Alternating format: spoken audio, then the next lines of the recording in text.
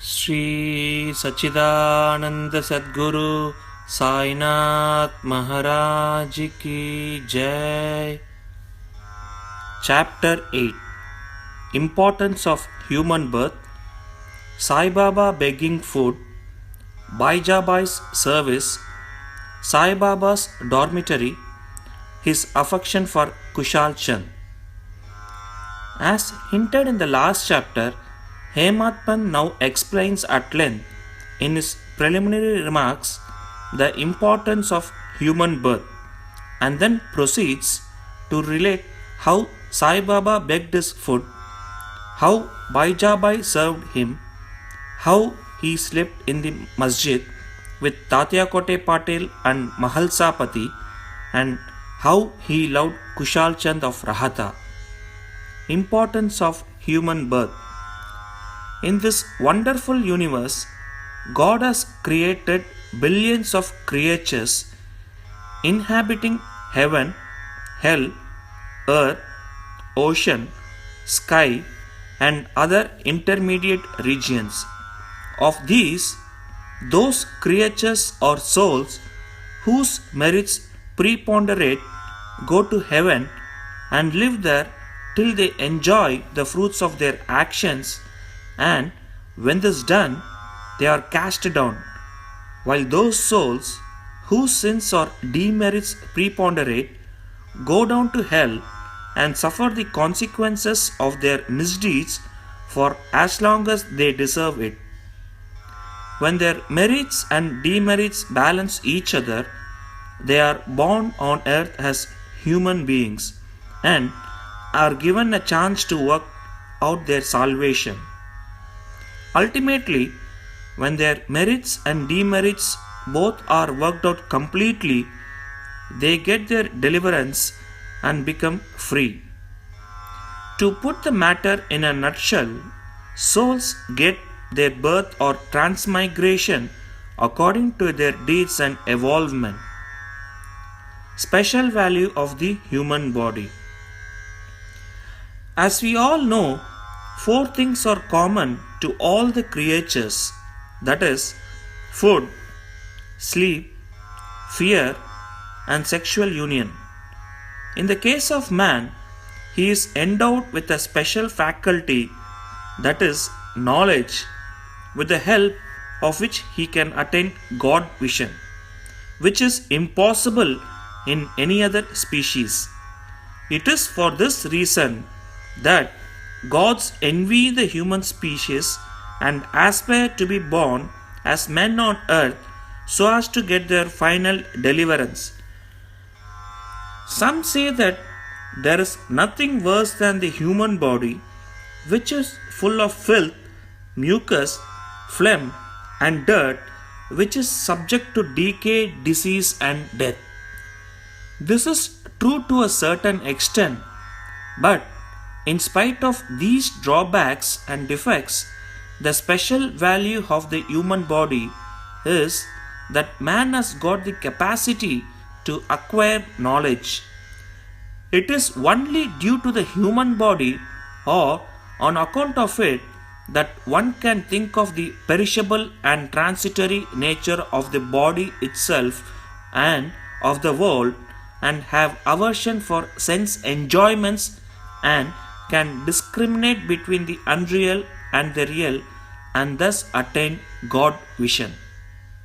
So, if we reject or neglect the body because it is filthy, we lose the chance of God vision, and if we indulge it and run after sense enjoyments because it is precious, we go to hell.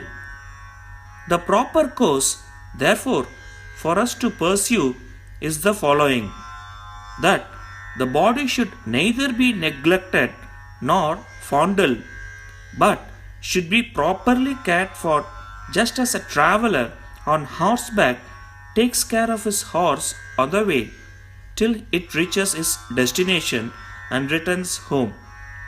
Thus, the body should ever be used or engaged to attain God vision or self realization, which is the supreme end of life. It is said that though God created various kinds of creatures, he was not satisfied, for none of them was able to know and appreciate his work. So he had to create a special being, man, and endow him with a special faculty, that is, knowledge.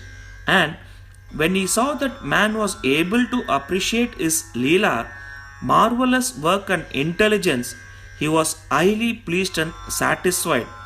White Bhagavat 11-9-28.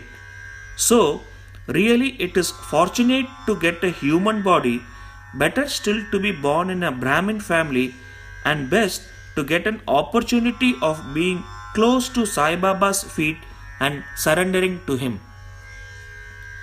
Man's endeavor. Realizing how precious human life and knowing that death is certain and may snatch us at any time, we should be ever alert to achieve the object of our lives.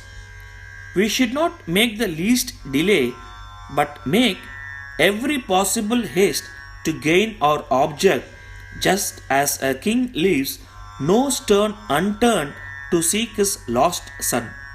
So, with all earnestness, we should strive to attain our end, that is, self realization. Casting aside laziness, warding off drowsiness, we should day and night meditate on the self. If we fail to do this, we reduce ourselves to the level of the beast. How to proceed?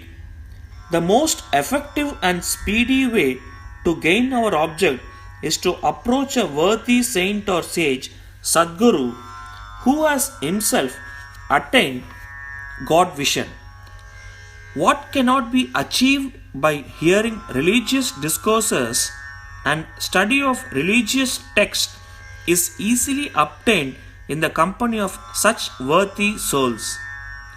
Just as the sun only gives light, which all the stars put together cannot do, so the Sadguru alone imparts spiritual wisdom, which all the sacred books and sermons cannot do. His movements and simple talks give us silent advice. The virtues of forgiveness, calmness, disinterestedness, charity, benevolence, control of mind and body, egolessness, etc., are observed by the disciples as they are being practiced in such pure and holy company. This enlightens their minds and lifts them up spiritually.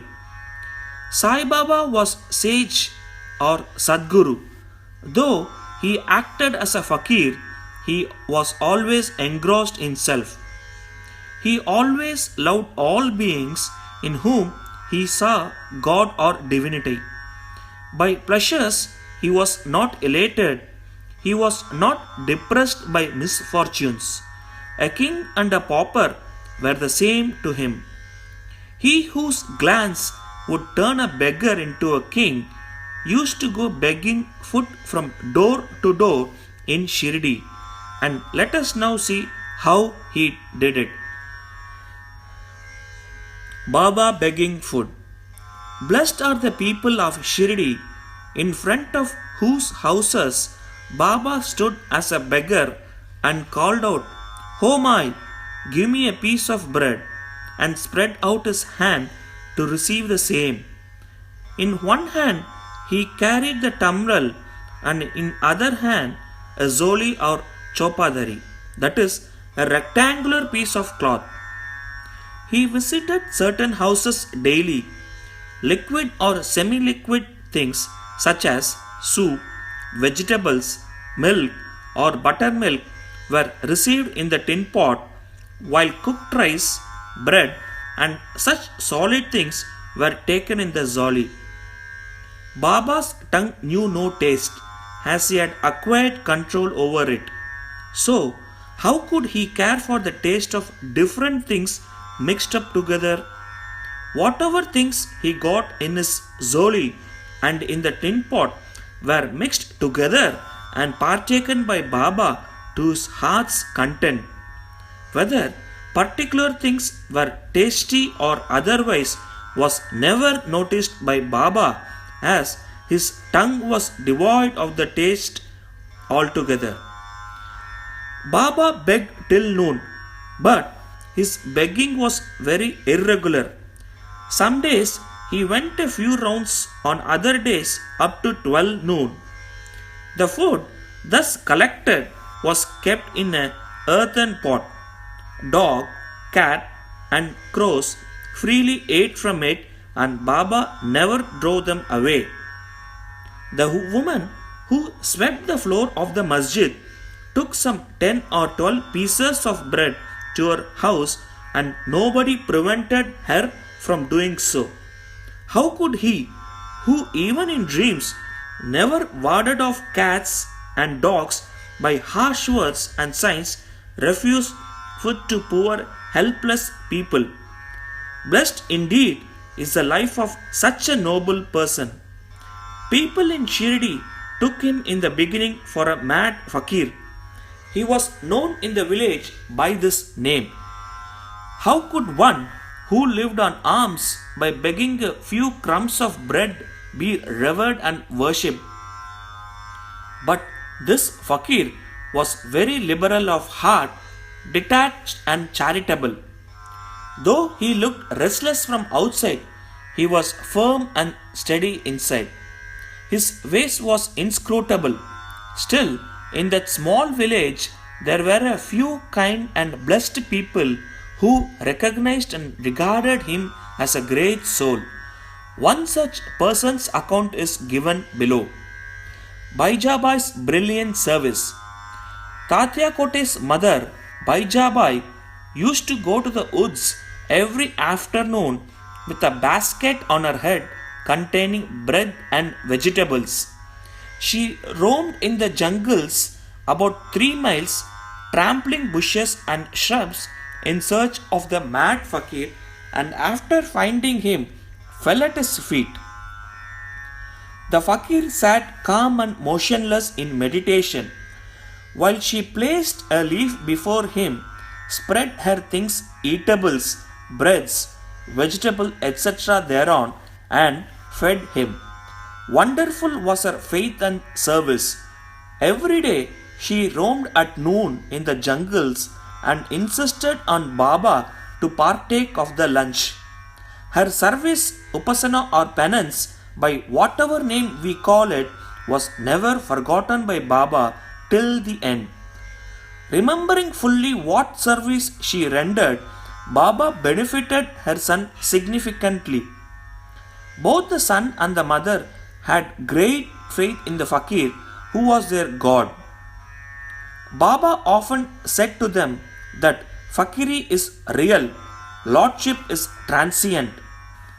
After some years, Baba stopped going into the woods and began to live in the village and take his food in the masjid. Thus, Baijabai's troubles of roaming in the jungles ended. Dormitory of Trio.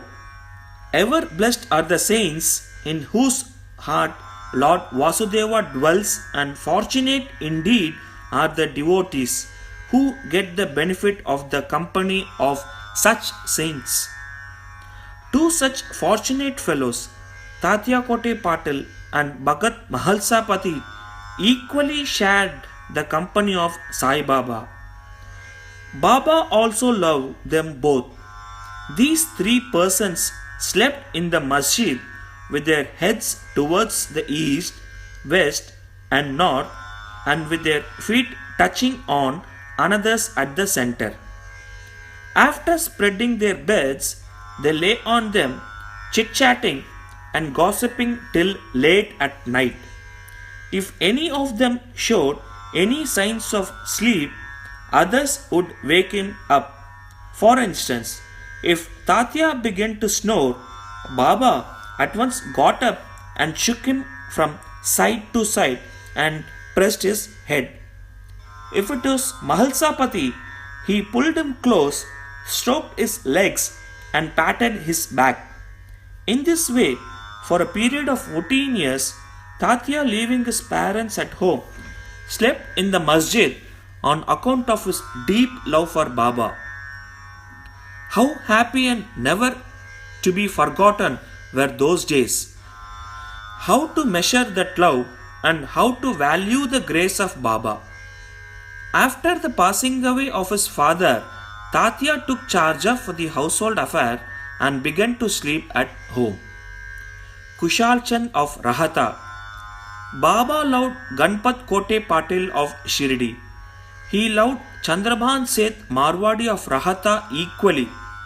After the demise of this Seth, Baba loved his nephew Kushal Chand equally or perhaps more and looked after his welfare day and night.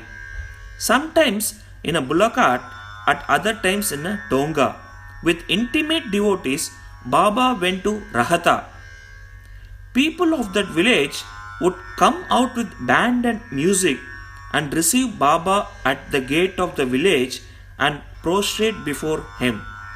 Then he was taken into the village with great honor and ceremony. Kushal Chand took Baba to his house, seated him on a comfortable seat and gave him a good meal. Then they talked freely and merrily for some time, after which Baba returned to Shirdi, giving delight and blessings to all. Shirdi is midway and equidistant from Rahata on one side and Nimgaon on the other. Baba never went beyond these places during his lifetime. He never saw any train nor travelled by it. Still, he knew exactly the timings of arrivals and departures of all trains. Devotees who act according to Baba's instructions given at the time of taking his leave fared well, while those who disregarded them suffered many a mishap and accident. More about this and other matters will be told in the next chapter. Bow to Sri Sai, peace be to all. Sri Satchidananda Sadguru Sainath Maharaj Ki Jai.